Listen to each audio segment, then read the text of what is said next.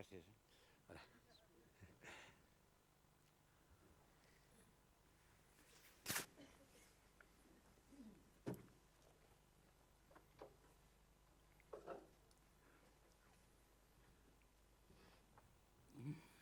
Buenas tardes, buena tarde, bienvenidos todos a esta mesa de la memoria soterrada en el Festival MOT.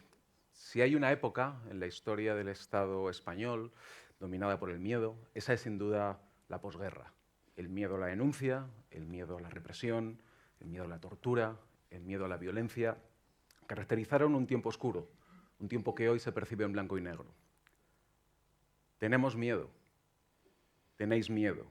Pero mientras nuestro espanto segrega miradas circulares, busca grietas de humanidad a lo largo de la amenaza, vuestro pánico graso solamente rezuma venalidad y odio, escribió el poeta Félix Grande, poniendo de manifiesto como todos, las víctimas y las hienas, porque hoy veremos cómo el miedo estaba en las víctimas, pero también un miedo diferente, un miedo cobarde en los victimarios, como todos vivieron una época dominada por un terror que se fue conformando colectivamente a través de diferentes aristas. Para hablar de ese miedo y de cómo la literatura contemporánea puede acercarse a él, tenemos hoy con nosotros a dos escritores valencianos, Alfons Cervera, Silvestre Vilaplana, bienvenidos, quienes han demostrado su compromiso ético y estético a través de una producción literaria caracterizada, entre otras cosas, por la recuperación de la memoria democrática y por la representación de esa época en la que el miedo pareció teñirlo todo. Yo sé mucho del miedo, soy un maestro del miedo. Comienza Maquis, una de las más celebradas novelas de Alfons Cervera, recientemente reeditada, conmemorando su 25º aniversario. A l'ossos soterrats, una de las novelas de Silvestre, por la que fue galardonado con el premio Agustí Vehí, muestra un miedo diferente, muestra cómo el miedo a conocer el pasado continúa vigente hoy, cómo todavía hoy muchos sectores de la sociedad tienen miedo a saber lo que sucedió. Con ellos, con Silvestre, con Alfons, vamos a hablar de miedo, de memoria, de literatura, y vamos a intentar descubrir cómo en ocasiones el más crudo de los terrores se encuentra en la propia realidad, en la propia historia. Y para empezar esta charla sobre el miedo y sobre ese miedo que tiene que ver con esa época concreta, vamos a intentar remontarnos a cómo llegan estos dos autores, cómo llegan Alfons y Silvestre a conocer ese miedo. Pertenecéis a dos generaciones diferentes. Alfons, en tu caso fuiste niño en la década de los 50. Silvestre, tenías 6 años cuando termina la dictadura. ¿Cómo entráis en contacto con ese miedo de la posguerra, ese miedo de esa época? En tu caso, Alfons, ¿hay algún recuerdo personal, alguna experiencia? Supongo que en tu caso, Silvestre, tiene más que ver con relatos, con novelas. ¿Cómo entráis en contacto con ese terror? Bueno, en mi caso, que como has dicho, ya estamos en una edad provecta ya, ¿no? En mi caso empieza de crío, ¿no? Yo soy de Gestalgar, vivo en Gestalgar, es un pueblo que cuando yo era crío vivían 1.500, 1.600 personas, nos quedamos con un pueblo prácticamente vacío después de la emigración, ¿no? Aleshores, bueno, pues sí, he empezado con el castellano porque yo soy de un pueblo castellano parlante, ¿no? Però aleshores, siguent un nano molt nano, la relació en la por ja estava, però ja estava simplement pensant en el context que us estava comentant, no? Un poblet molt xicotiu, com el meu, els anys 50, no? El poble, per exemple, ara hi ha les faroles, no? Però aleshores era una pera d'estes xicotiues, no? En cada 3 o 4 cantons, no? O sigui que la por ja estava, no? Però la por, per fer una miqueta d'ironia, la por la vivies sense ser conscient que era por, perquè estaves empapat de la por. Per exemple, en 2 anècdotes, ja passe a Silvestre, 2 anècdotes, no? El Maquis, la meva novel·la, mai ha volgut ser una novel·la sobre Maquis. Era una novela sobre la por, como tú comentabas, ¿no? Yo sé mucho del miedo, soy un maestro del miedo. ¿Por qué? Pues porque cuando yo era un nano, los pares te deien o t'acabes la comida, la poqueta comida que había, o vendrá el hombre del saco y el maquis y se te llevarán. Clar, la por era immediata, te menjaves el que tocara, no? I després una altra anècdota, però que explica perfectament com vivies, en quina naturalitat vivies la por. I tot era en l'escena familiar. Encara no hem eixit a la por, que després en parlarem, no? La por, aquest primer contacte, com tu comentaves, no? L'altre encara és més definitori de la por de la infantesa quan jo era nano, no? En quina naturalitat, quan jo veig ara les cançons de Bressol, pues, que parlen el meu iaio, que va morir, el meu iaio Claudio, quan anàvem a dormir a la casa dels iaios, a vora el riu, pues, en tota naturalitat del món, perquè el meu germà i jo s'adormirem, no? Pues el meu iaio Claudio pujava les escales, entrava a l'habitació nostra, que no hi havia porta, que hi havia una cortina allà, no? I en tota naturalitat, integrant, diguem-ne, la bona voluntat, no? del iaio, en el que era aquella època, pues mos contava la cançó de Bressol, no? perquè s'adormirem. I era atòmic, no? Eren, a lo millor, imagineu-vos, 14 escalons, no? Clar, va pujar al cuarto. El muerto ya está en el cuarto escalón. El muerto ya está en el tercer escalón. Bueno, si n'eren 14, el tio no se'n perdia ni un. No és que passava del 14 al 7 i aliviava una miqueta la por. No, no. Si eren 14, era ja està en el 14 escalón, ja està en el 13, ja està en el 12. Clar, i ja està aquí. Clar, quan dia ja està aquí, estàvem ja tapats. No?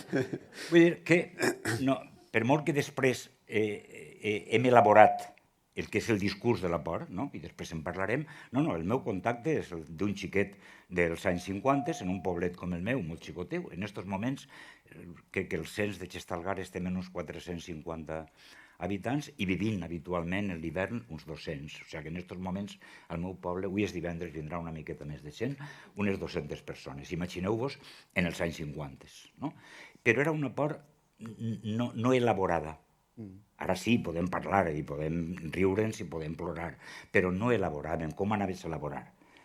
Nosaltres adormíem en la cançó de Bressol del meu iaio i es menjàvem el que fera falta perquè no vingueren els maquis i se'ls emportaven. No? Per tant, en aquesta primera etapa, la por no ens feia por. I una tercera anècdota ja acaba.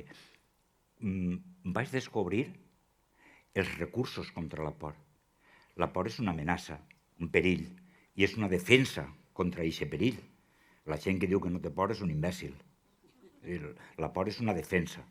Estic, evidentment, en contra dels valents. No? Vaig descobrir la defensa contra la por. I era quan érem nanos, el meu germà té 2 anys més que jo, i érem nanos, arribava la nit, acabaves de sopar i te diuen sube a bajar el melón. Clar, a bajar el melón, si hi havia una perilleta allà dalt, i pujar al porxe que dèiem, no? A la cambra, en aquella perilleta. I aleshores el meu germà tenia un parell d'anys més que jo, com vos dic. Hosti, i el meu germà, jo no entenia res, i torno a insistir en aquest discurs de la por, que no enteníem de por. No? Jo veia que el meu germà, que era 2 anys major que jo, pujava les escales mitja fosques i començava a cantar, a xiular, a tocar palmes, i este què fa? Este què fa? I clar, què és el que feia el meu germà Claudio? Pues entendre perfectament el que és la filosofia de la por. Als 4 o 5 anys ja la sabia, perquè vivíem en aquest context. I jo vaig entendre per què el meu germà puja cantant, tocant palmes, què està fent? I el que estava fent, i ho elabores després, és li des por a la foscor. I sempre pensem que el que fa és encendre la llum perquè se'n vagin els fantasmes. No, tu encens la llum i toques palmes, no perquè els monstres se n'anaren, sinó perquè els monstres aparegueren, perquè en el moment aparegueren tu ja havies perdut la por. Per tant, en aquests anys de la infantesa, en què no entenies absolutament res, anaves elaborant ja el teu discurs sobre la por.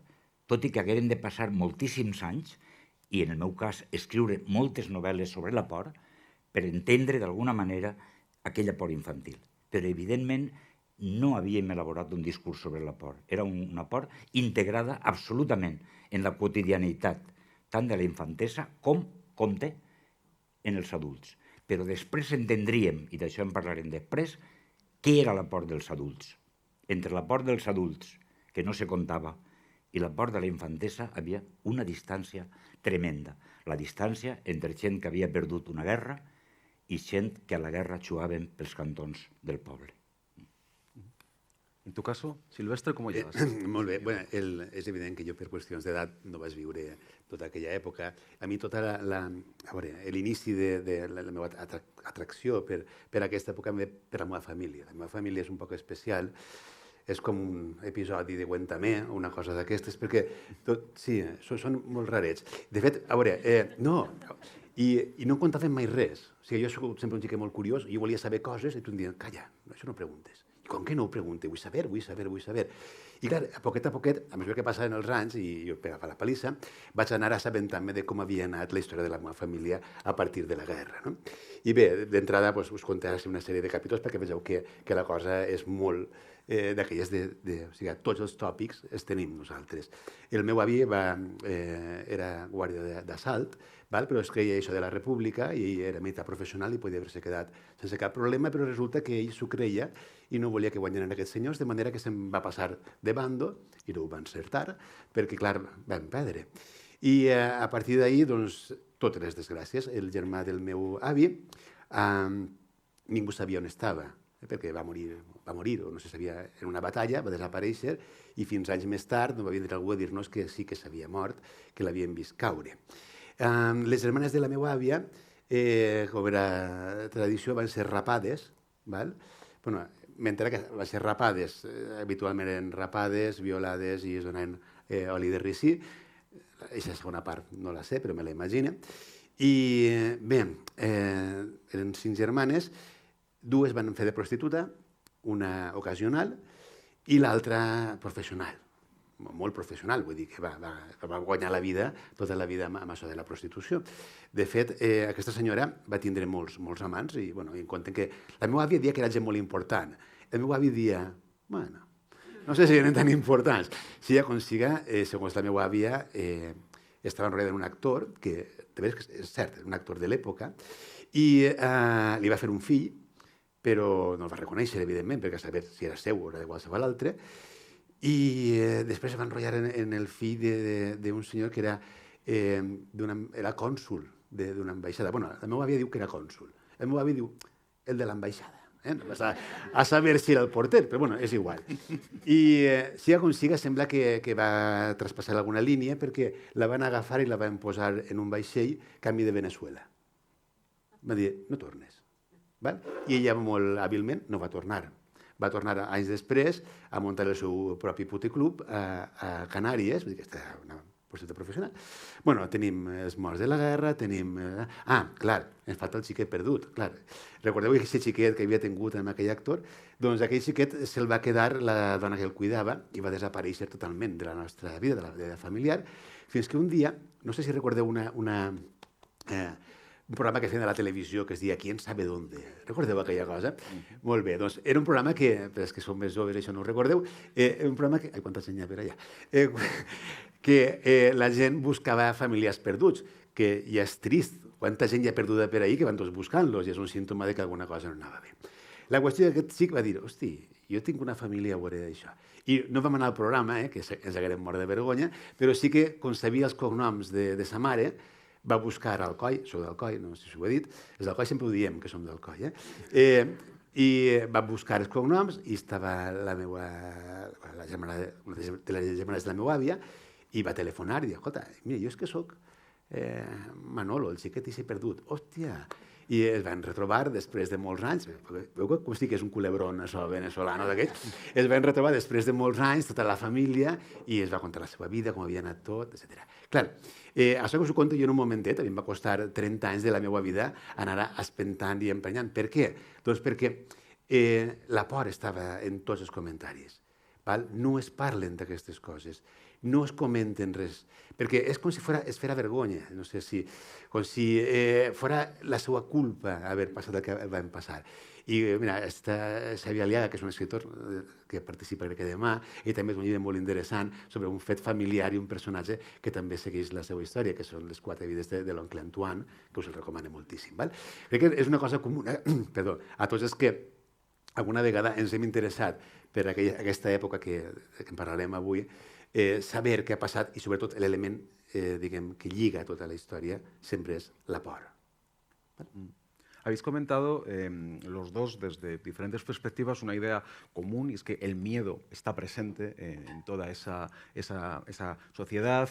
Comentaba Alfons, era un miedo que yo no entendía, pero sabía que estaba presente. Comentaba Silvestre, el miedo estaba en todos los lugares y uno tiene la sensación, hablando de ese miedo de los años de la posguerra o del relato de ese miedo que va llegando más tarde, como en el caso de Silvestre, que es un miedo que no solo es colectivo, que no solo está en toda la sociedad, sino que tiene un componente, diríamos, sensorial, ¿no? Es un miedo que tiene mucho que ver con sensaciones. Hemos hablado antes de vergüenza, ha comentado Silvestre, hemos hablado de canciones, el miedo del hambre, el frío. Es un miedo que tiene un componente sensorial.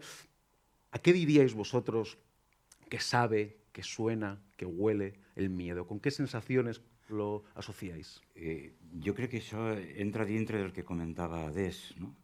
Entra dintre de l'elaboració que després fas de la por. No? És impossible fer aquesta reflexió que acabes de dir quan eres un xiquet. No? Després passa el temps i, evidentment, vas intentant entendre, vas col·locant les peces del trencaclosques, no? Entendre un poc què era allò que te passava quan eres un nano. No? Clar, si quan eres un nano, a mi en l'escola m'haguera dit el mestre Alfonso, ¿a qué huele el miedo? ¿O a qué sabe el miedo? Ja estava boig, no? A què sabe el miedo? No? Aleshores, després sí, no? Després sí que vas elaborant, no? Vas intentant, Silvestre, com parlava un poc de la recuperació de les persones d'alguna manera, doncs bé, també quan eres gran ja i te dediques un poc a contar històries com les que contem nosaltres, no? I com les que la majoria de vosaltres haveu viscut, no? Ja vas intentant col·locar cada cosa de les que te passaven, no? I en aquest sentit, la meva sensació és, d'una banda té que veure en el passat, però d'altra banda m'agrada pensar també que el passat, com deia Faulkner, el passat no passa, el passat està ací, sempre. I és un aclariment que hem de fer des del principi per entendre'ns de què estem parlant nosaltres i vosaltres ahir, que després també podeu parlar. No? I és que quan parlem del passat estem parlant del present. No vull dir que hem de fer presentisme, però el passat no existeix. El passat està existint ara mateix perquè ho estem contant. Per tant, res a veure en que alguna gent s'està encabotada en dir que el que fem nosaltres és reobrir ferides del passat, que això també ho parlarem després, el que estem fent és anclar-nos en el passat. Mira, no. El passat està ahí, quiet, i està esperant que la gent interessada en saber qui és en aquests moments, qui som en aquests moments, arribem a aquest passat, el sacsem, i d'ahir segurament eixim el que ara som. Per tant, després sí que elaborem tot aquest passat. I la sensació que tinc, i està molt relacionada en el present, és el que estava podrit, la sensació de la podredumbre, no? de l'òxid, no? D'una cosa que com te diria, com el pus, no? que està ahí i que l'has de punxar perquè esclate. No? La sensació d'animal podrit, no? de carn passada. No? És la sensació que tinc, no? de molt de fàstic, no? quan pense en aquella por. Res a veure, com vegeu, de la sensació que jo tenia de nano quan el meu iaio es contava la història dels morts o quan els pares mos deien que si no menjaves això vindria l'home del saco o el maquis. Res a veure, no? La sensació l'elabores després. I a mi, de veres, el que me sorgeix és la carn podrida, no? El que tot estava podrit, tot. I clar, si ho traslladem al dia d'avui, també ens trobem massa voltes, no?, en què el món en el que vivim, no estic generalitzant, no?, però que el món en el que vivim també, d'alguna forma, com si haguera heretat aquesta maledicció, no?, de la carn podrida. No? I, per tant, la sensació que tinc és la d'aquesta pudor d'un temps podrit. No? És la sensació que me queda, no? I no me fa cap gràcia recordar aquesta sensació. Cap gràcia, cap. És un dolor gran, perquè d'alguna manera és com si sentires que t'han estafat la infantesa, que aquella por que ens feia inclús riure, no? I pues, recordo una anècdota que conta en una novel·la que estic escrivint, que uns xiquets, no?, un és fill del Guàrdia Civil, no?, i la por que li tenien a la Guàrdia Civil, que li teníem a la Guàrdia Civil. No? Per tant, el que quan tants anys després, no?, intentes construir-te tu mateix, no?, i en aquesta construcció entre les pors de la infantesa és quan dius, a mi m'han enganyat. No? I imagineu-vos, la gent que tenim ja una certa edat, la frustració, perquè aquest temps ja no el recuperem. La por ens l'ha fotut. Se quedà en aquella època. No? I el sentir d'estafa és una cosa que a mi m'enrabieta moltíssim. No? Com fora capaç esta dictadura horrorosa, la més llarga i horrorosa de les infàmies contemporànies, com ens va estafar la infantesa, com no érem conscients que la felicitat que teníem els nanos era mentira, que qui de bo estava patint eren, com deia Silvestre, els pares, les mares, els iaios, etc. I això és el drama. Que mon pare, i després en parlaré si toca, va faltar en l'any 1992 sense contar-me res. I vaig descobrir uns papers en casa, que ell era un jove anarquista, havia atracat una casa i s'havia mort en 1992 sense contar-me absolutament res. La puta por. Les vegades que jo havia pensat, després que va faltar, que passejant amb mon pare pels carrers del poble, per vora riu de Xestalgar, ell estigué a punt de contar-me i no m'havia contat. Quan vaig escriure la novel·la, alguna gent em va dir, almenys l'has pogut contar. I jo dia, ¿y qué? La novel·la és Otro Mundo, acaba dient, ahora ya conozco tu historia. ¿Y qué? La literatura no cura. Se pot curar en les teràpies, en les farmàcies i en la sanitat pública. La literatura no cura, conta. I s'estafa. I s'ha mort en silenci de mon pare, com deia Silvestre, per culpa de la puta por. No? I s'estafa on la reclames. Si el present tampoc vol saber res d'aquelles estafes. Si el present estem reivindicant-lo en dies com avui, al Festival Mot d'Olot. Però el present, desgraciadament, no vol saber-se'n res d'aquella estafa. I el que vull fer, almenys en la part que me toca, és reivindicar que aquella estafa era un horror i que hem sobreviscut a aquesta estafa com hem pogut, a salto de mata, en molt poca informació o en gens d'informació, i que estem estats per ací, a Olot, per a contar-ho. Però esta estafa, clar que t'enrabieta, clar que t'enrabieta. Ixos silencis, ixa por, qui te torna? Ixa felicitat fictícia de quan érem nanos. La pregunta del milió, per què ens vau estafar? Perquè este franquisme horrorós ens va estafar les vides de tants nanos d'aquella època i sobretot va fer que moltíssima gent gran visquera en ixa por constant, que no se la va llevar de damunt tot el que va durar la seva vida. Això, evidentment, aquesta cosa que s'estila tant ara, no? El perdó, no. A aquesta dictadura no li perdona absolutament res. Absolutament res. Ara em costa després, clar. Hòstia. ja m'enteneu. No, estic totalment d'acord. Sabeu què passa? Que, a veure, jo penso que l'arma més poderosa que tenen els règims totalitaris és la por. Evidentment, amb les armes que tenen, armes físiques, no poden controlar tota la població. Per tant, necessiten que nosaltres ens autocontrolem, que sentim por davant de les coses que puguem fer. I això podem veure ara mateix, no sé, en casos com en Iraq, no? O sigui, quin mal fa que una dona es digui Berbel? No fa cap mal, però aquesta xica l'han matat.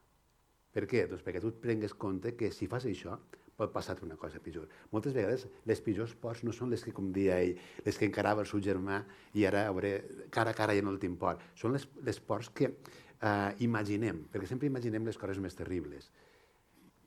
Anem al cinema. Si heu vist Tiburón, la pel·lícula, tots l'heu vista, la part més interessant de la pel·lícula és fins que és el monstre. Quan és el tauró, dius, doncs ja està. Ja no tens tanta por, no? I és cert que aquesta instrumentalització de la por són experts tots els grans països, les grans dictadures. La pregunta era quina sensació. És complicat, això. Això em recorda l'anunci que deia, què huelen les nubes, i això. Bé, no sé, jo en tot cas aquesta època tan fosca l'associa la paraula fam. Fam de moltes maneres. Primera, la fam literal, no? La meva família conta moltes vegades la fam que tenien. Ells vivien en un pis molt petitet. Jo he estat en aquella casa, o sigui, una cuina executiva, un corredor i una habitació que era el menjador i el dormitori de pare, mare i 5 fills, perquè, clar, el meu abuelo tindria molta por, però feia molt de xiquets. I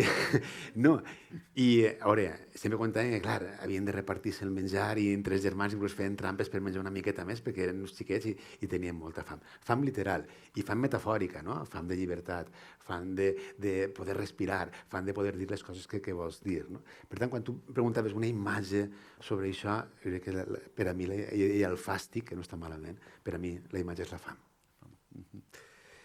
Ha dicho Alfons que la literatura no cura, que la literatura cuenta, y la literatura de Alfons y la literatura de Silvestre cuenta acontecimientos que tienen que ver con ese pasado. Algunas de sus obras se ascriben a esa literatura que denominamos literatura de la memoria, que trata de arrojar luz sobre algunos acontecimientos del pasado. Y es cierto que al hablar de la memoria de la violencia, de la memoria del pasado traumático, de la memoria de la dictadura, hay otro miedo, un miedo que tiene más que ver con, digamos, con la época contemporánea, que es el miedo a saber o el miedo a descubrir.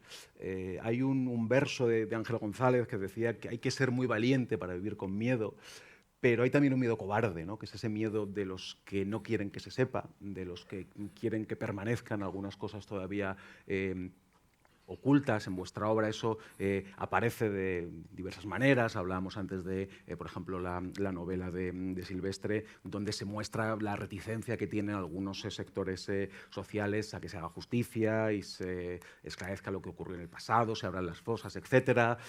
Pienso en una novela como, por ejemplo, Todo lejos, de Alfons, donde hay un personaje, el personaje del guardia civil, que continuamente dice, bueno, es que no hace falta saber lo que pasó. Es decir, eso también tiene que ver con el miedo, pero es evidentemente un miedo diferente, ¿no? Un miedo, digamos, más cobarde. Es un miedo que es muy diferente a ese miedo del que hemos estado hablando, ¿verdad? Sí, hay un miedo interesado, no? Per exemple, per remuntar-nos als principis de l'època en què estem parlant, no? de la Segona República, hi ha un llibre de Guzmán Gómez, que és La obra del miedo, ¿no? Del 36 al 51, 52.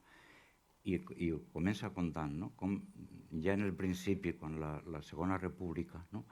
Hi ha una part contextual claríssima, és a dir, la Segona República s'instaura el 14 d'abril i immediatament comencen a funcionar unes ports creuades, no? La por del poder que ha perdut privilegis, no?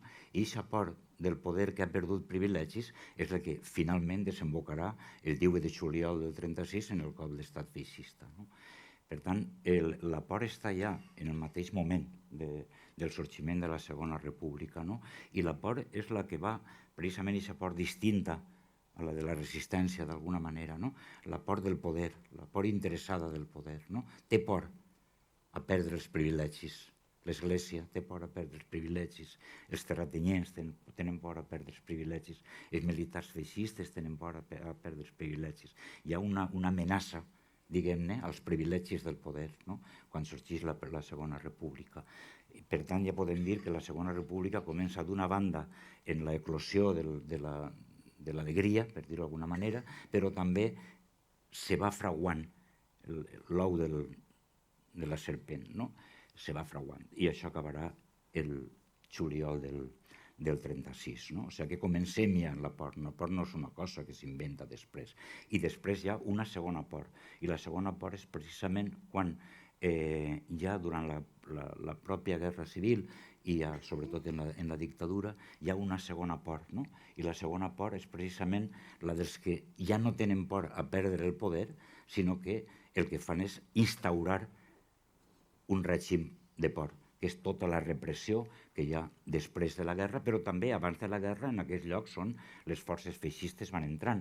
No oblidem, i no s'ho inventem, ni s'ho inventen els historiadors, ni cap de nosaltres com població civil, no s'ho inventem. Vull dir, la història està ahí per a qui vulgui saber la història. Una altra cosa és per a qui no vulgui saber la història. Però ahí estan les paraules de Mola, les paraules de Queipo del Llano, les paraules de Yahweh. Ja m'agradaria a mi que, com diuen Javier Cercas, Antonio Muñoz Molina, Andrés Trapiello, Jordi Gracia, ja m'agradaria que ells tingueren raó, però no la tenen, perquè la història és la història. I així no valen equidistàncies. Tots varen ser bons i van ser dolents. No. Així hi havia un règim legítim que era el de la República. I el que vingué després és un cop d'estat, davant d'aquesta legitimitat. I això és la història. Jo no m'estic inventant res. I és lamentable que estiguem utilitzant aquest temps, vull dir, el temps en què vivim, per contestar aquestes barbaritats. La història està ahí. Per tant, no és una invenció de la gent que defensem altres postures. I, per tant, la por que s'instaura després, no? És precisament quan ja els privilegis se mantenen i ve la por instaurada com a amenaça, no? Matar la gent de por, també d'altres maneres, evidentment, però que la gent muiga de por, que senten la por. Exterminar a toda la gente que no piensa como nosotros. Paraules de Mola. Clar, no me les invente jo, per no parlar de les paraules de Queipo del Llano, que simplement en recordar-les te donen fàstic, no? El dir ahora se van a enterar las mujeres rojas de què són los hombres, no? Vull dir, són coses que te donen... Bueno, aleshores, clar, la por va convertir-se en altres pors, no? És una cadena de pors, no? I, evidentment, al final d'aquesta cadena de pors, també, i no s'ho acaba, també s'allarga més enllà de la Segona República, més enllà de la guerra, més enllà de la dictadura. I la por, hem de dir, estem en l'any 2023, segle XXI, va acabar la guerra ja fa moltíssims anys. Portem més anys de democràcia que de dictadura.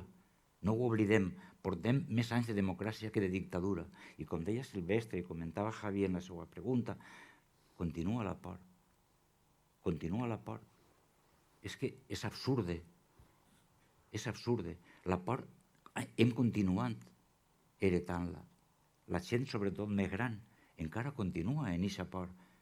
I gaudim ja d'un règim de llibertats. I portem, com dic, més anys de democràcia que de dictadura. Per tant, per què la por en aquests moments? Si ja no és la mateixa por. Per què fa 4 dies en ma casa, en el poble, estem parlant la família i uns amics i la meva cosina s'alça de la cadira i va a tancar la porta? Fa 4 dies. Per què aquesta por? Tornem al principi. En la primera intervenció, com comentava Javi, és que la por està incrustada. La por està incrustada en la nostra quotidianitat i desprendre'ns d'aquesta quotidianitat és molt complicat. I la por, esta que comença ja en 1931, per posar una data de començament, continua en l'any 2023. I no estic donant una visió apocalíptica per a res, perquè hi ha una cosa, i acaba en una frase totalment esperançadora, és que hi ha una por positiva. I és, recordeu un vers de Mario Benedetti. El miedo, diu Benedetti, también lo podemos convertir en coraje. I moltíssima gent, i esta vesprada sí que m'agradaria deixar ben clar que del que estem parlant és d'eixa por, la por convertida en coratge, ja que mon pare no va poder convertir la por en coratge. El seu fill, molts anys després d'haver faltat el pare, sí que està decidit absolutament en les seues novel·les, en els seus articles periodístics, en xerrades com d'esta vesprada, de no claudicar. No, aquella por ja no és la d'ara. Molta gent, en el cas de Silvestre, escrivint les seues novel·les, jo en les meves novel·les, esta vesprada, com dic a Olot, el que estem fent, com deia Benedetti, és convertir aquella vella por que la tenim en els ossos, no? Convertir-la, com deia Benedetti, en coratge. Per tant, sí que m'agradaria que ens quedàrem en aquesta imatge, la por, però que al costat posem l'altra paraula, coratge.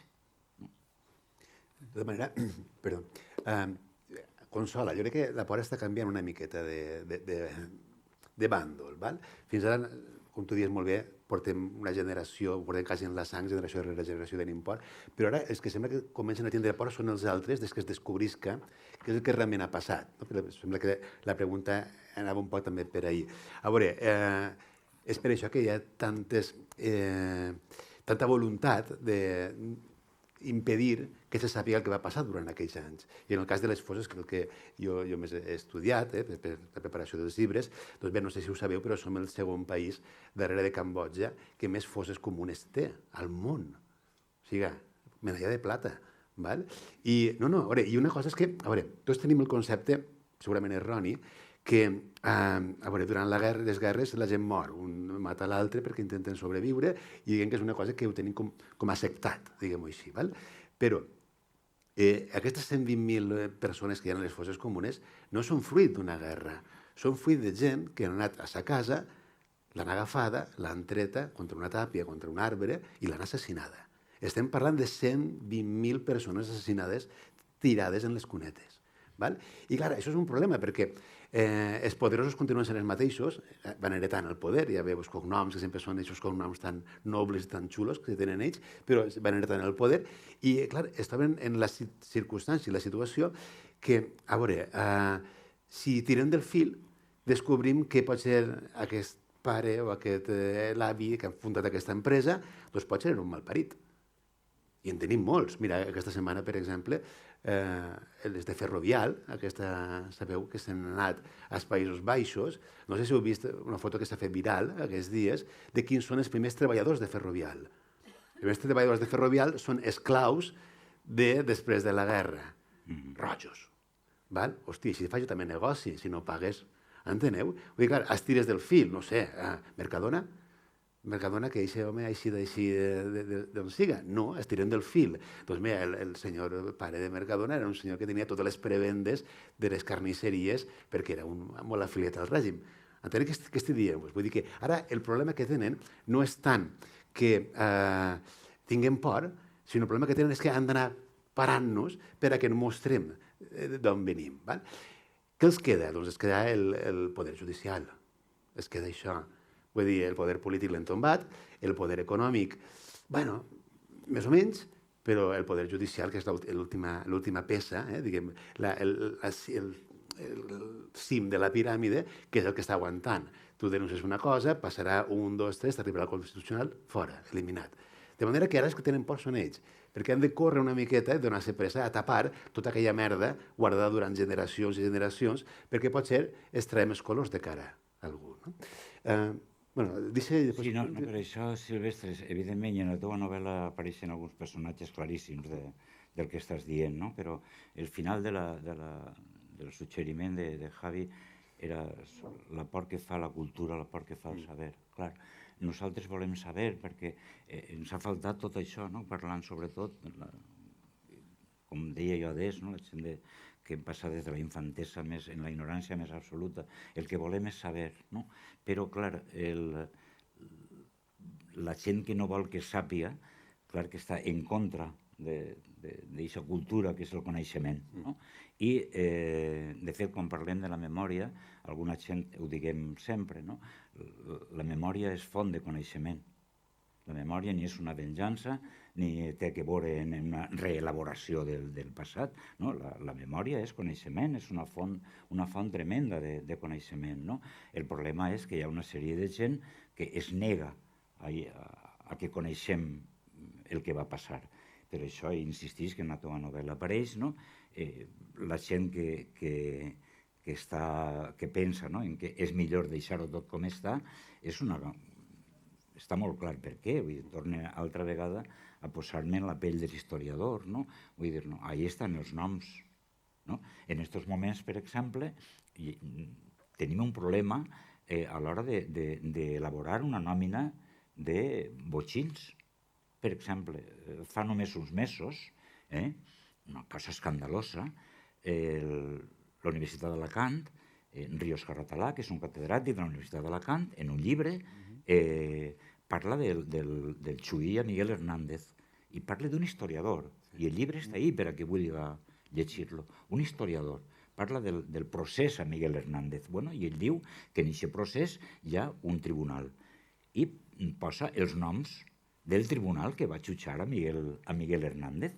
Pura història, vull dir, si no hi ha cap invenció, ni és una novel·la com la que escriu Silvestre o la que escric jo, que s'inventem el que ens dona la gana, no? Altra cosa és que si parlem de la ficció, veurem si la ficció dona per tot, és una pregunta que te sugiero, és que el Ríos Carratalà escriu la seva història. Procés a Miguel Hernández, tribunal. Bueno, i apareix el fill d'un alferes que era el secretari, si no estic equivocat, del tribunal. En tot cas, membre del tribunal que va jutjar a Miguel Hernández. I el fill i exigeix que traguen el nom de son pare d'eixe relat. Que el traguen. Primer punt. Segon punt, i més estrambòtic, si hi ha gent universitària. Bé, la Universitat d'Alacant, del llibre no, perquè el llibre està escrit en paper, però el trau del web de la universitat. Trau el nom. Demanen exigències, moltíssima gent les demanàrem, i va ser una cosa, diuen, de la gerència. Però va ser contestada immediatament. De què estem parlant? De quin passat? Estem parlant del present. Sí. I és molt difícil. Hi ha situacions com aquesta, historiadors que han sigut denunciats per les famílies dels noms que apareixen en els llibres d'història. És a dir, en l'any 2023 encara trobem dificultats per a poder fer història. No novel·les. Història.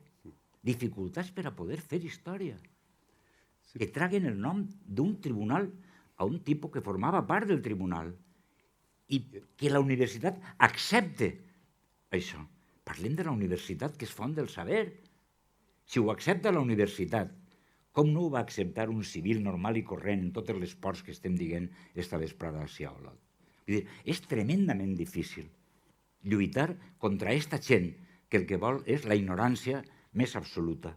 Perquè la ignorància més absoluta, i tampoc ens inventem res i podem anar al dia d'avui, la ignorància més absoluta és precisament l'aprofitament que fa el poder per tindre aquesta espècie d'esclaus que comentava Silvestre encara en l'any 2023. La ignorància i la ignorància. No? Però és tremendo, no? Aquesta vocació per la ignorància que té tantíssima gent en este país. ¿No? Claro, pero hay veces, disculpa Silvestre, que no, es que hay discutir ahí. Hay veces que la ignorancia no es solo no saber, sino saber de una forma determinada. Diferente, claro. Y recojo un poco alguno de los hilos que habéis tirado, alguna de las preguntas que habéis sugerido, porque comentaba Silvestre, es cierto que dase el Poder Judicial, pero yo pensaba en el Poder Cultural. Vuestra literatura es evidente que hace una recreación de lo que fue la posguerra o una recuperación de esa memoria en la que el miedo tiene una posición principal, en la que el miedo, como hemos comentado, es transversal. Pero si pensamos en algunos otros relatos fundamentalmente en relatos de masas muy difundidos, y pienso en series de televisión, como puede ser Cuéntame, como puede ser Amar en tiempos revueltos, este tipo de series ambientadas en esa época, en las que hay una visión de la posguerra que es nostálgica, costumbrista, edulcorada, donde no hay miedo, o donde el miedo es una cuestión anecdótica. Eso creo que también tiene que ver con una forma de ignorancia o de intentar proyectar una determinada visión del pasado, ¿no? Sí, de fet, és un punt més que ajuda a la impunitat de tot plegat, no?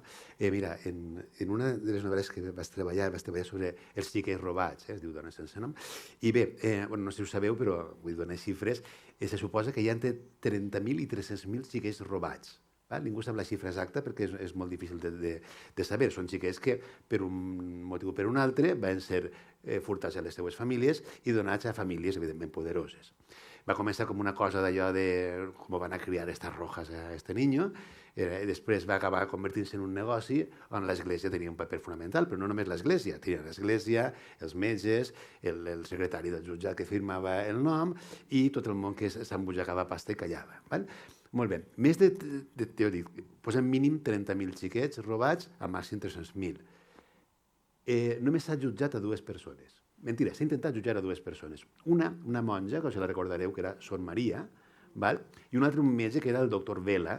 Molt bé, la monja un dia va eixir a la congregació i va dir que s'ha mort. Ja, i el cadàver, ja l'enterrem nosaltres. I ja està. Vull dir, si jo assassiné algú, no sé, dieu, que s'ha mort, tranquil. No, vale. I el doctor Vela el va jutjar i va ser declarat innocent, perquè havia prescrit o a saber quines històries van inventar. Vull dir, més de 30.000 xiquets robats i cap culpable. Per què? Doncs una altra cosa. A veure, qui s'emportava aquests xiquets robats? La gent poderosa. Clar, potser a ningú li ve bé descobrir que son pare és un senyor que s'ha dedicat a robar infants. Entre tots construïm un element d'impunitat.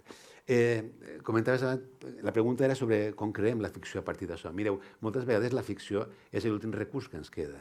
No som historiadors, però possiblement tenim una cosa a favor sobre els historiadors. Un historiador donarà dades, 30.000 xiquets, 120.000 persones en les fosses comunes, i nosaltres la sort que tenim és que intentem, a vegades som capaços fins i tot, de fer creure o fer entendre al lector, més que creure, fer entendre al lector, la sensació que viuen aquests personatges. Les xifres són molt gelades.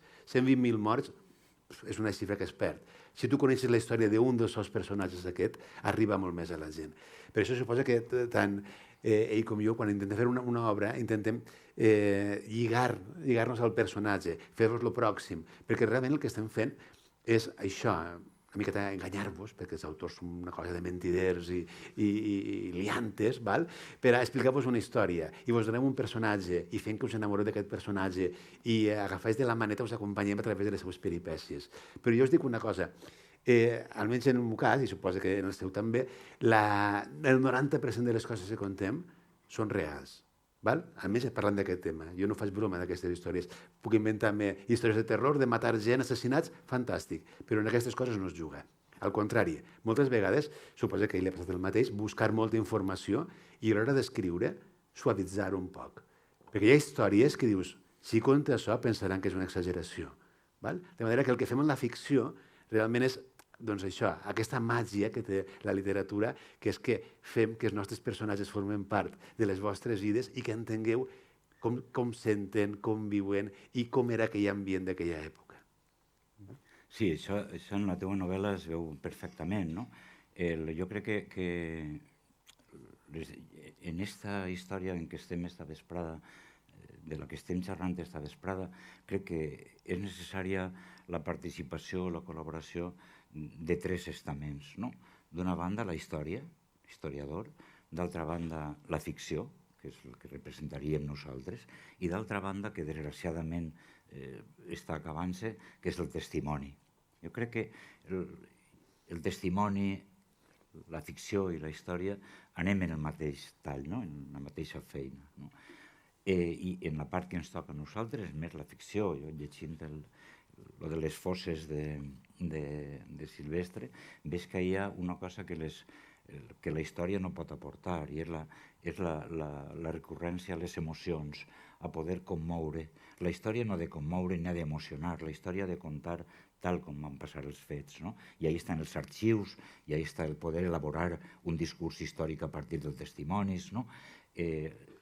Per tant, la ficció, el nostre paper és arribar a aquesta realitat que comentaves, Silvestre, a través de la ficció. I a mi hi ha un autèntic conflicte quan parlem de la ficció, no? Quan te suggeria lo de la pregunta, no? I és que vaig tindre un debat molt fort en Madrid amb Andrés Trapiello i Jordi Gracia, que jo defensava que la ficció té límits, que tot no val a l'hora d'inventar-te una història de ficció. Tot no val, hi ha uns límits que tu no pots traspassar. Jo crec que això és l'essència de la ficció. Ells defensaven que la ficció no té límits. En una entrevista que em feien l'altre dia i que replegava una altra revista, destacaven una frase que jo havia dit en l'entrevista i jo deia, més o menys exactament, que la ficció la aprovechan algunos para inflarse a contar mentiras. Vull dir, la ficció no té res que veure en la mentira. La mentira com a moral, com a fraude de la moral. No, la ficció és una manera de contar la realitat, com deia Silvestre, però sense contar mentires. I és un exemple molt clar, ho comentava en Àlex Anit, no?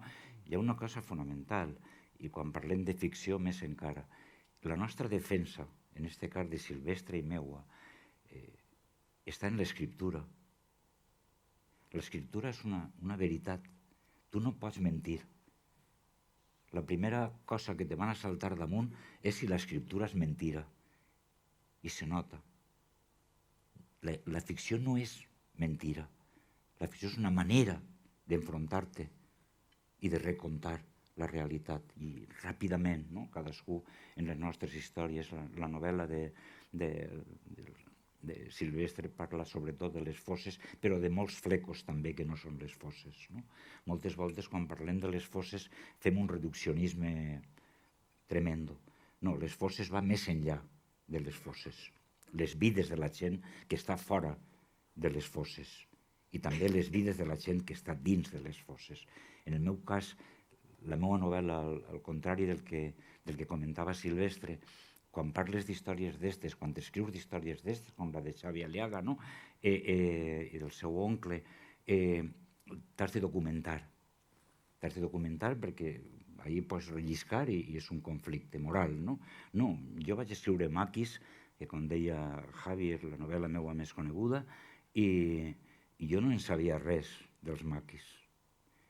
No en sabia res. Ara sí que puc donar una conferència sobre els Maquis. Però jo no en sabia res més que eixa por de xiquet que vos comentava. Però vaig escriure Maquis. Tot era en Maquis és que no hi havia res que estiguera d'acord en la vida dels Maquis, perquè jo no sabia res. Jo el que volia és contar una història decent, moralment decent dels Maquis. Que no me feren por els Maquis. I apareix la novel·la i conec a tots els Maquis. Ells me volen conèixer, jo els conec a tots, que no sabien ells ni tan sols, ja havien perdut el contacte. Bueno, i els veig. Organitza a València la primera trobada de guerrillers que s'havia fet, no? Bueno, i quina és la sorpresa, per lo que comentava Silvestre de la documentació, és que quan ells havien llegit la meva novel·la i diuen, és que és com si hubieras estado en el monte con nosotros. I quan ells me contaven què és el que ells de veres havien fet en la muntanya, jo al·lucinava, perquè no s'assemblava en res a la meva novel·la. En la meva novel·la la gent canta, fa l'amor, toca la guitarra, l'acordió, baixaven a ballar, i ells, el que me contaven en la muntanya era estudiar. Aprendimos a leer y a escribir en el monte, estudiábamos en las estafetas las órdenes que nos llegaban del extranjero, y ni bailar, incluso el hacer el amor, pero si las relaciones estaban más o menos no prohibidas, pero cuestionadas, porque una traición sentimental podria dar lugar a una traició política, una explicació total. I jo al·lucinava cada volta més, i per què diuen que és com si jo hagués estat en la muntanya, si no s'assemblava en res? I acabe. Vaig descobrir la cosa més bonica que li pot passar a un escriptor de ficció. i és que el que havien vist els autèntics guerrillers, no? Com me comentaba la historiadora Fernanda Romeu, ellos te quieren conocer. Y yo le iba a decir, ¿quién? Digo, los que salen en tu novela. I jo al·lucinava perquè dic, i estos per què? Bueno, pues vaig descobrir una cosa preciosa, Silvestre, preciosa, i és que el que jo havia contat en la novel·la, i ahí està la força de la ficció i la honestedat de la ficció, quan no vols enganyar, el que jo havia escrit sense saber-ho era el que una gent que tenia 20 anys i no havia tornat a tindre 20 anys en la seva vida, havia estat somiant tots els anys en la muntanya. Com un xicon o una xicona de 20 anys, tancat com les llebres en la muntanya, perquè malgrat ser el camp obert, no, la muntanya era una fortalesa. Com un xic i una xica de 20 anys no havien estat pensant en els 7, 8, 10, 20 anys que alguna gent estigui en la muntanya, no hagués estat pensant en lo bonic que és baixar al poble a ballar en la nòvia o en el nòvio, en lo bonic que és tocar l'acordió per cantar en una dita verbena, en lo bonic que és fer l'amor. Com esta gent de 20 anys no anaven a pensar això. El que havien llegit en la meva novel·la era els seus somnis, la seva realitat de debò, perquè la realitat de la muntanya era ingrata. La ficció, per tant, si no té la intenció de mentir, és eixa realitat que comentava Silvestre. No he descobert mai, ni he llegit un tractat sobre la ficció, sobre la literatura en general. Mai he llegit, ni m'han contat, una reflexió tan seriosa, tan rigorosa i tan exacta de lo que és la ficció, com els vells guerrillers i les velles guerrilleres me contaren a partir de la lectura que havien fet de la meva novel·la. Jo crec que això, com deia Silvestre, és l'objectiu de les nostres ficcions, no enganyar. Tindre això que a mi m'agrada dir l'escriptura decent, la decència. Pensar, per tant, que la ficció no té límits. Qui diu que la ficció no té límits és que vol enganyar-nos. La ficció té els límits que ens marca l'ètica, la decisió de no mentir. La ficció no és mentira, sinó tot el contrari, com deia Silvestre, ¿no?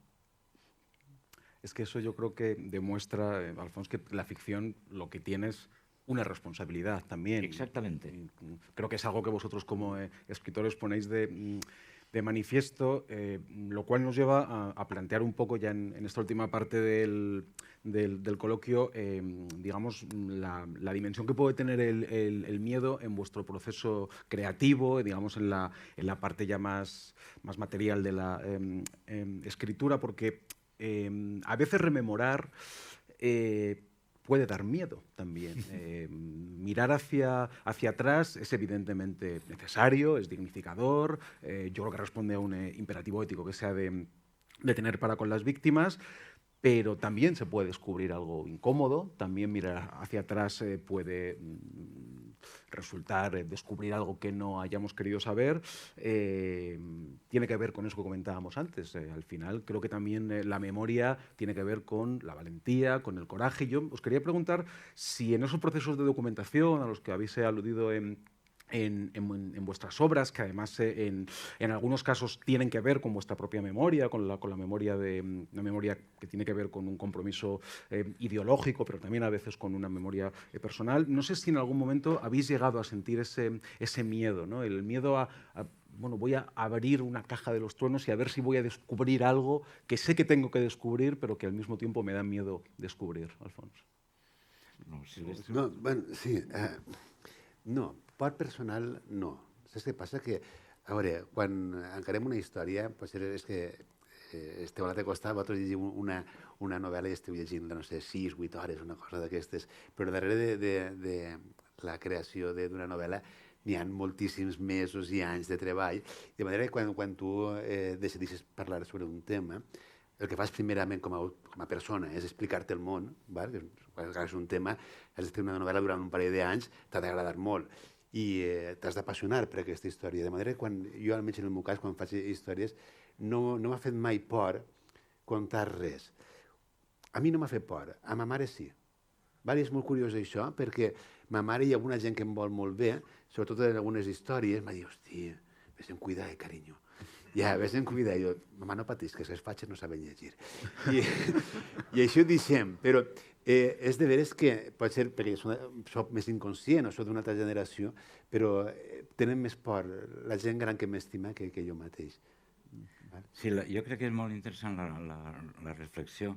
Jo no ho centraria en el cas de Silvestre o meu, no?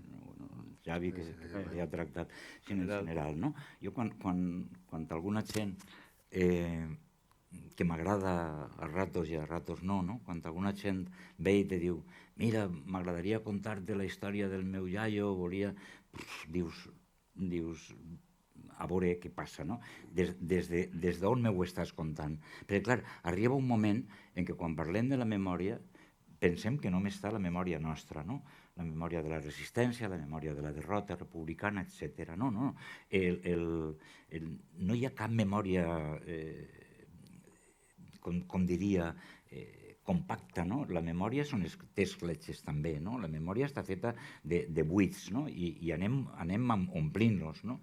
Aleshores, quan alguna gent te diu això, el primer que dius, no? Com comentava Javi i Silvestre, és, escolta, no penses que el teu iaio va ser un heroi, que del teu iaio no saps res, per tant, te pots trobar en un monstre. Vull dir que, clar, encara que estiguera en la república, encara que estiguera una persona compromesa en no sé què, però les persones són molt complicades, no? I les relacions en aquella època eren molt complicades, no?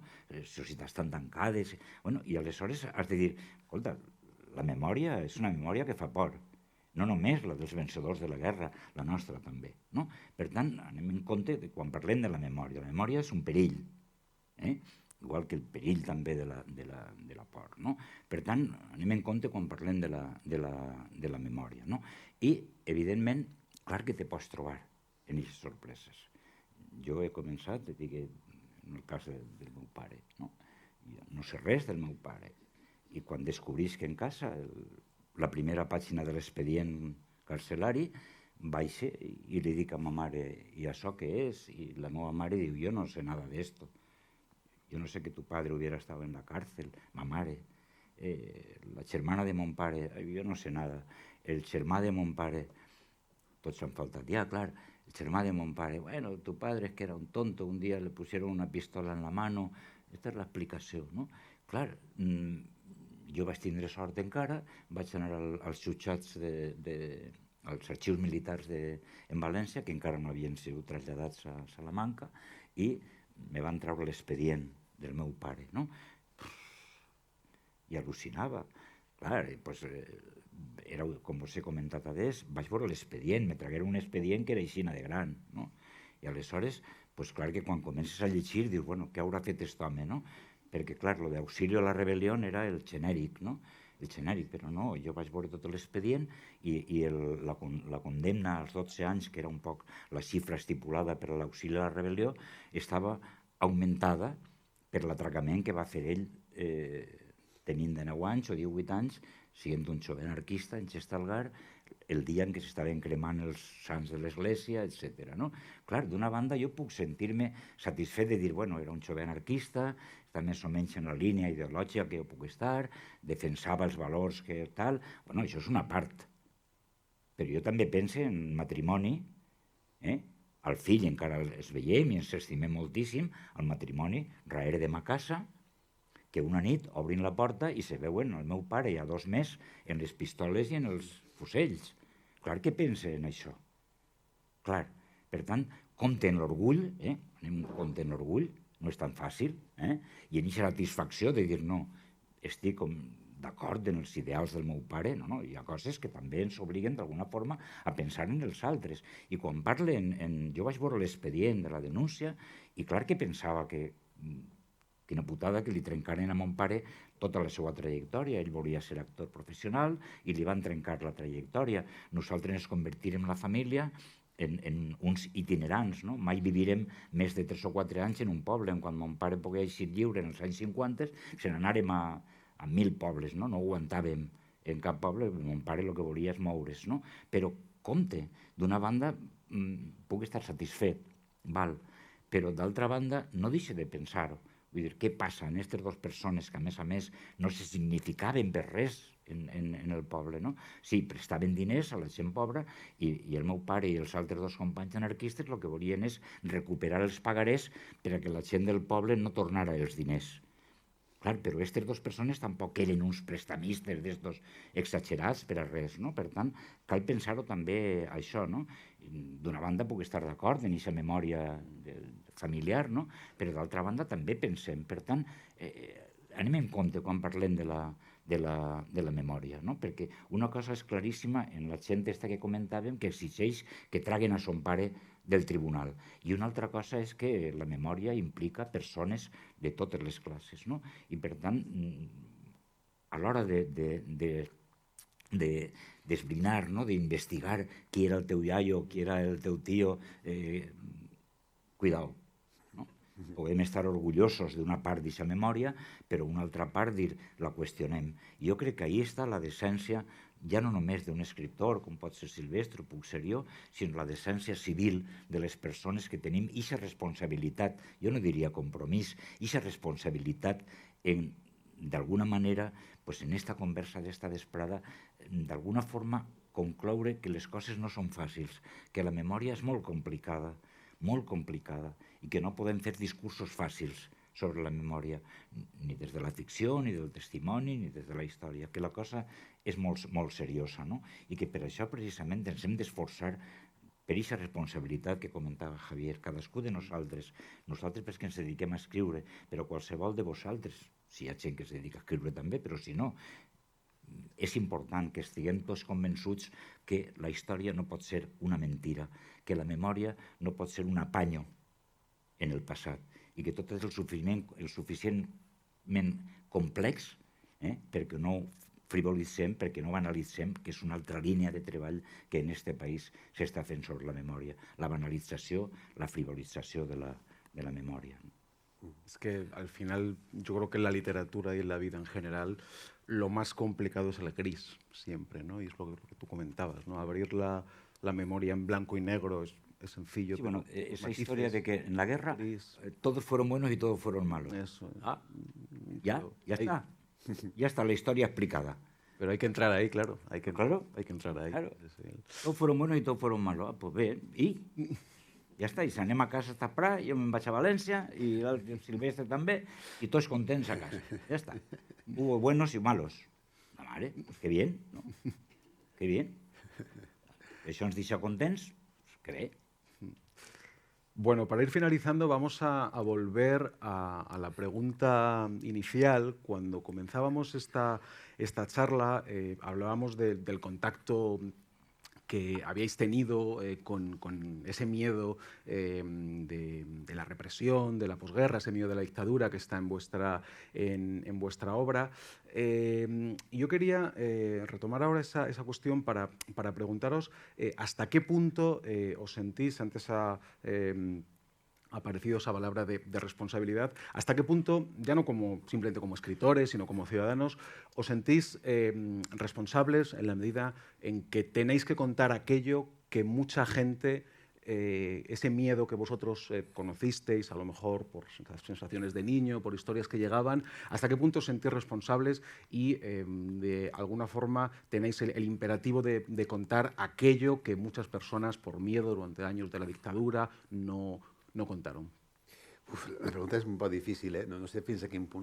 A veure, a nivell personal, jo quan faig una història d'aquestes, normalment quan utilitzo, per exemple, el format de novel·la negra, que és Els soterrats i altres, ho faig perquè, en certa manera, em serveix a mi mateix per explicar i explicar-me el món que m'envolta. A mi no m'agrada el món que vivim, no m'agrada gens, quan miro les notícies em posa cabrejat, i l'única manera que tinc pot ser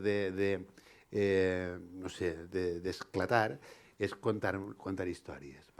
I és cert que, a veure, cada una de les novel·les que he fet intenta sempre explicar-me el món i mostrar aquests petits llocs foscos.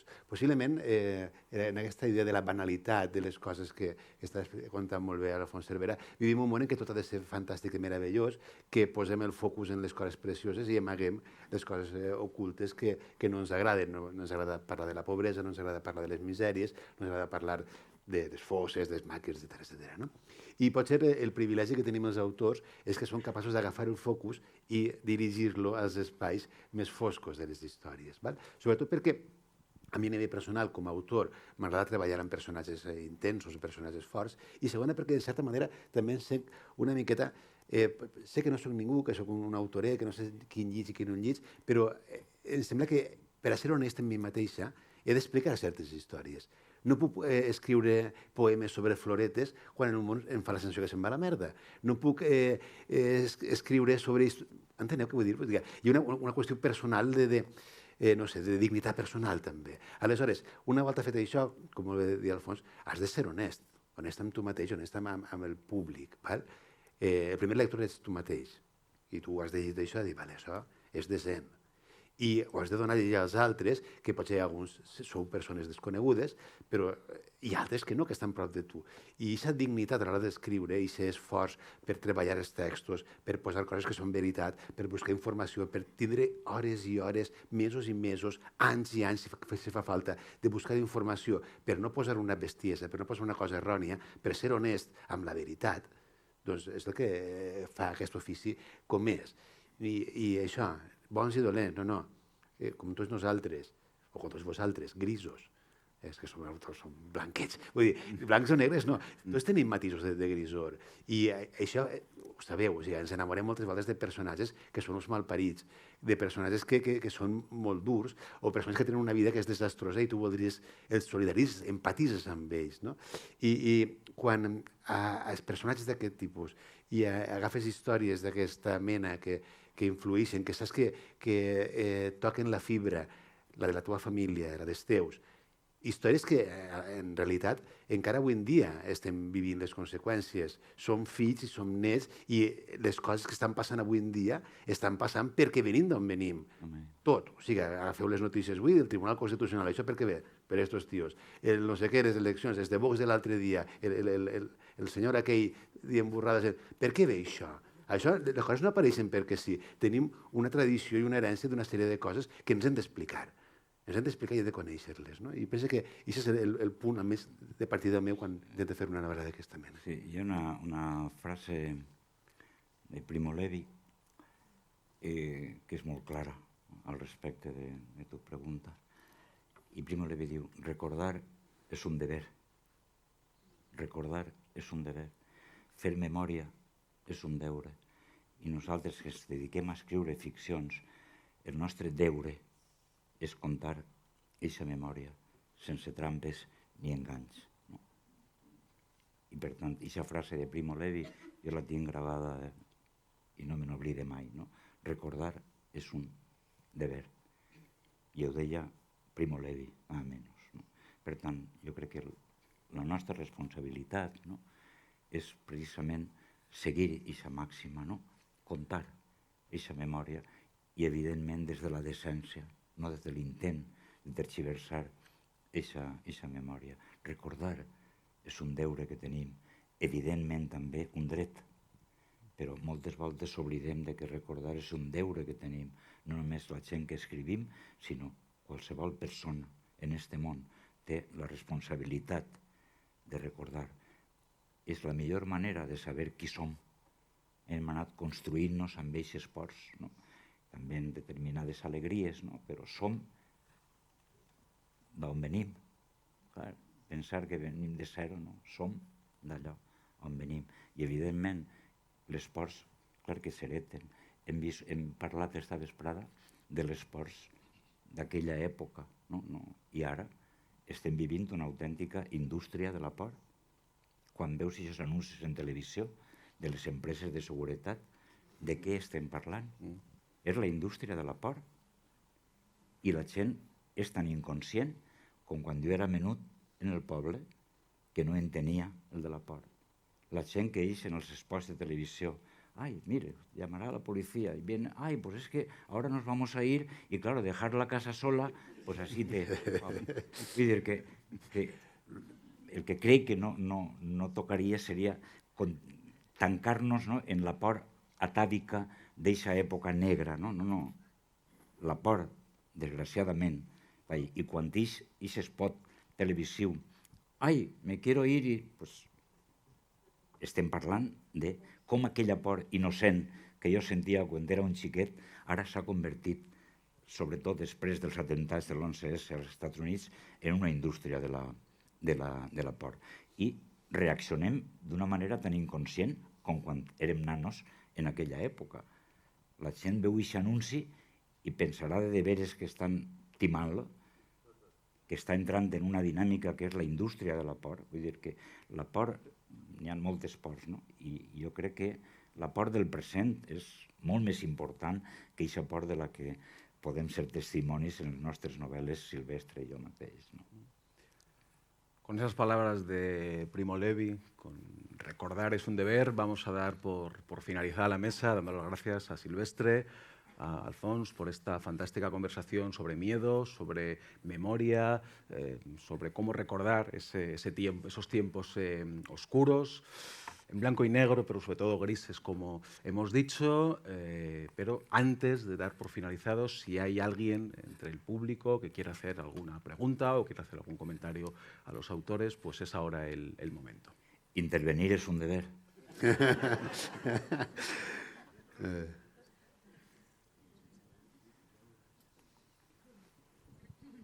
Bé, ja que m'heu convidat a participar perquè esteu esmentant... És Xavier Aliaga. Sí que volia fer un comentari, comentar una anècdota i després fer una pregunta.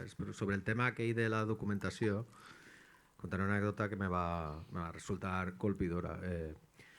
Bueno, jo a nivell de memòria, la meva memòria o el meu exercici de memòria és un exercici d'anar per casa, no és com el vostre, que és una memòria que té implicacions col·lectives. Jo volia contar una història familiar, però que necessitava documentació. I buscant la documentació em vaig trobar una situació que me va sobtar molt. No? Vaig anar als arxius del Partit Comunista i vaig buidar moltes coses que no me serviren absolutament de res, però que me resultaven molt curioses. No? Perquè jo estava buscant damunt i allí, no el trobava, però trobava altres coses. No? I els anys de resistència eren d'una grisor, d'un sacrifici, d'un patiment absolutament brutal. Vull dir, la vida quotidiana d'aquella gent que va estar en els maquis, que va estar... era terrorífica. Però això que comentaves, el contrast en allò que tu els imaginaves també ballant i follant... No, doncs era una cosa terrible. Vull dir, els informes que passaven la gent de les cèl·lules eren terribles. Però, més enllà d'això, el que em va sobtar era que jo pensava que aquest material estaria socarrat. Que això, milers d'historiadors ho haurien analitzat, haurien contat, i quan parlava amb la responsable de l'arxiu me va dir, uy, esto está por mirar. Esto no lo ha mirado casi nadie. Jo em feia creus, dic, però com és possible? N'hi ha un material, jo perquè no era... I la dona aquella m'ha dit, quan averigües lo de ton tio, investigaràs lo dels demés. I vaig dir, mira, la vida segurament no en dona, però m'ha sobtat molt, com a reflexió. I la pregunta és si allò que comentàveu, bueno, l'episodi Tamames, allò que comentaves tu, de Jordi Gràcia, Muñoz Molina, etc. Quan Gràcia, Molina, etc., comenten tot això, en el fons no estan expressant la seva por a que quede palès que el que se va fer durant la transició va ser un exercici de claudicació. Vull dir que tot este règim del 78 que ha servit per a coses, bueno, si estem a Catalunya, ha servit per a coses prou vergonyants. Vull dir, no, la por quan fan aquesta versió de la història o aquest tipus de ficció és a que no sapiguem que en realitat tot l'exercici de transició és una estafa. Vull dir, tratant-se de tu i tu, ja sé que és una pregunta retòrica, però voldria que ho desenvolupar. Sí, no sé. A més, clar, si fas la pregunta i fas la resposta, doncs ja no sé. Sí, totalment. Val? A veure, és aquella cosa de, tots ho sabem, estem on estem i tenim una democràcia, diguem, de cartó-pedra. No hi ha hagut, com en altres països, quan hi ha hagut un canvi de règim, una purga, si vols la paraula, posa-li una altra, una neteja i una clarificació del que n'hi ha. Al cap i a la fi, ja ho sabeu, continuem manant els fills, els nens de sempre. Hi havia un article d'un senyor de... Ai, se me'n va el nom. Que no sé que va fer un estudi, és molt curiós, de tota la gent que ha sigut, a veure, ministres i alts càrrecs del govern espanyol des de la democràcia. Val? I el tio estudia un per un i mira els antecedents. I arriba a la conclusió final que més del 80% de la gent, comptant PSOE i tot, que ha format part del govern, vicesecretaries i tot això, són gent o fills de militar o fills de feixistes. Val. Què vas a dir al papa? Papa, ho has fet fatal. Ara eixiràs en els periòdics i explicarem què vam fer en aquella cosa. No. És una transició de cartó-pedra.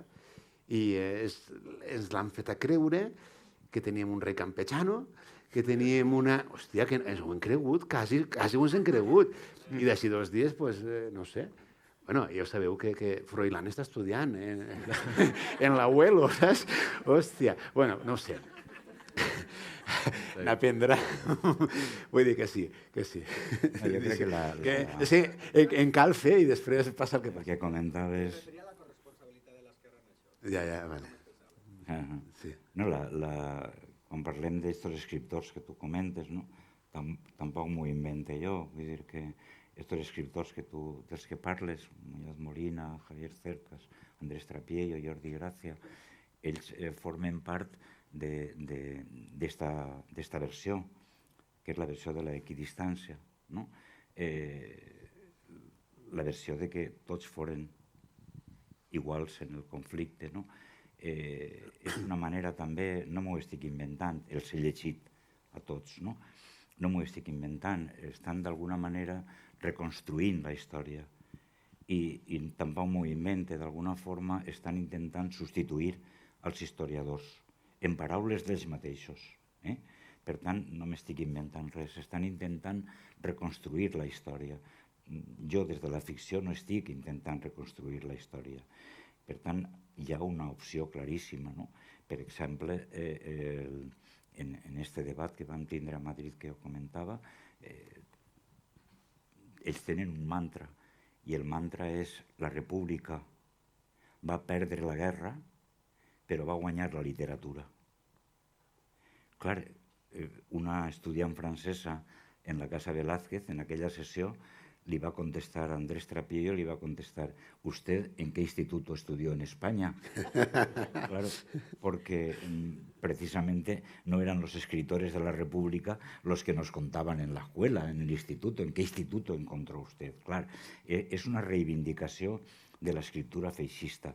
No m'ho invente, i estan en tot el dret, ells tenen aquesta versió de la història de la literatura, no? Soldados de Salamina, el protagonista és el fundador de la Falange, José Antonio Primo de Rivera, que és Sánchez Mazas, el redescobridor de Dionisio Ridruejo com demòcrata és Jordi Gracia.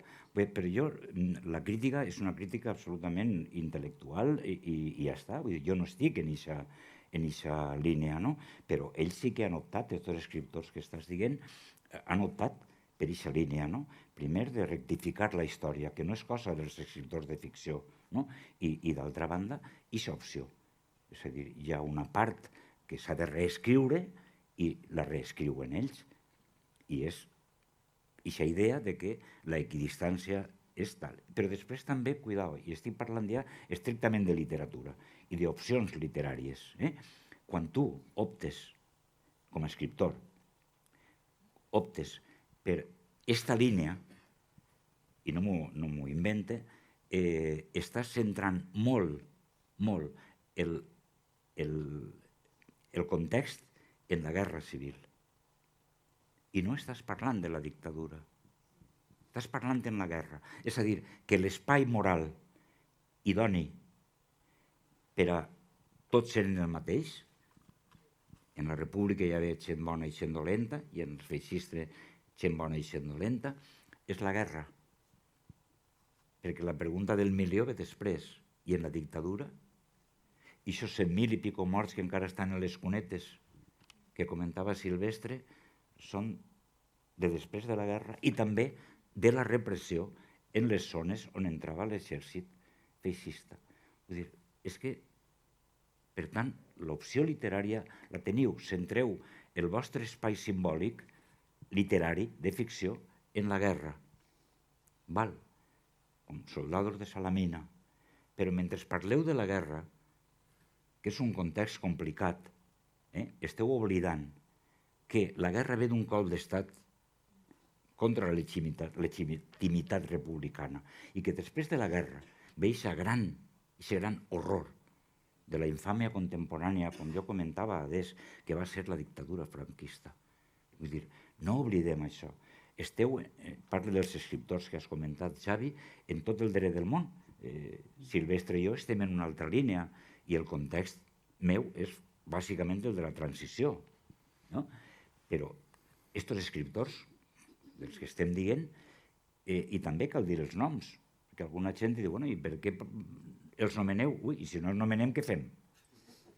Clar, per tant, aquests escriptors han optat per una altra línia, i és centrar els seus treballs de ficció en la guerra.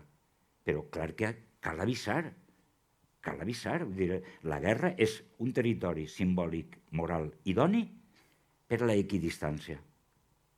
Ningú no pot negar que sobretot els primers mesos en la rereguarda republicana va haver atemptats a la dignitat.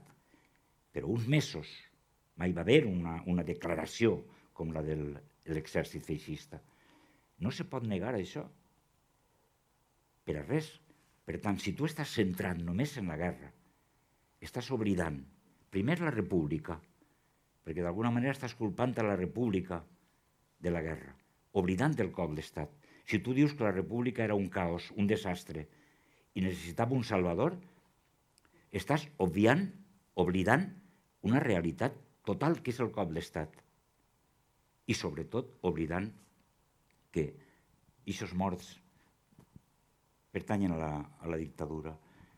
Clar que tenen una línia d'intervenció, però s'ha de dir, Andrés Trapiello, Muñoz Molina, Jordi Gracia, que és el paraigües acadèmic, Andrés Trapiello, han optat per aquesta línia i continuen en aquesta línia. I alguna gent, continuem en la nostra, no? Però sobretot el que comentàvem, la ficció no aprofita per a mentir. Tu no pots reinventar-te la història per a res. No podemos inventarnos la historia y no podemos superar el tiempo establecido. Así que, Alfons, Silvestre, recordar es un deber y recordar que en días como hoy también es un placer. Muchísimas gracias. Gracias a vosotros.